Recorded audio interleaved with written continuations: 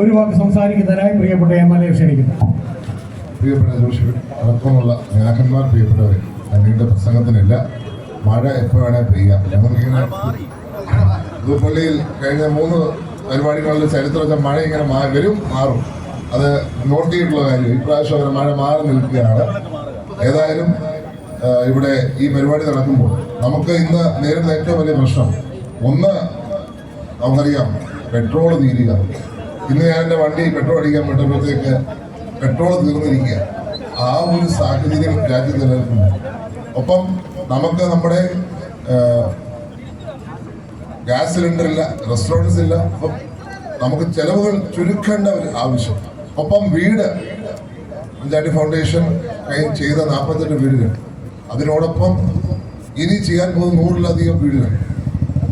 ഞാൻ ഇത് ചെന്നപ്പെട്ടത് മനഃപൂർവ്വം അല്ലെങ്കിലും അവർ ചെന്ന് കഴിഞ്ഞപ്പോൾ അത് നല്ലൊരു പ്രവർത്തനമായിട്ട് തോന്നിയതുകൊണ്ട് അത് തുടരാനുള്ള തീരുമാനത്തിലാണ്.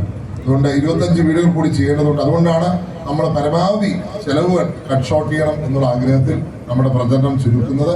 ഏതായാലും എല്ലാവരെയും കടന്നു വന്ന എല്ലാ സൈക്കിൾ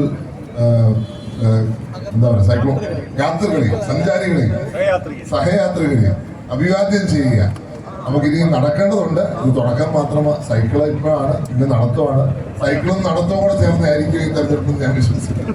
അപ്പം ഏതായാലും അത്രക്കാരുടെ ചെറിയൊരു ബുദ്ധിമുട്ടുണ്ട്. ഏഷ്യാന്റെ ബുദ്ധിമുട്ടുണ്ട്.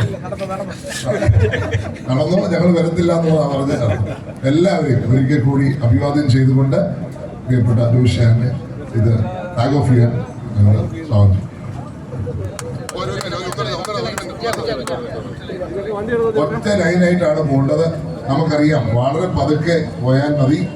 നമുക്ക് വളരെ തിരക്കുള്ള ഒരു റോഡിലൂടെയാണ് പോകുന്നത്. അതുകൊണ്ട് റൂട്ട് ഇവിടുന്ന് ആലാമ്പള്ളിയിൽ നിന്ന് ഇലക്കൊടിഞ്ഞ് നിന്ന് വീരണം വഴി വെട്ടത്തുകവല പുതുപ്പള്ളി.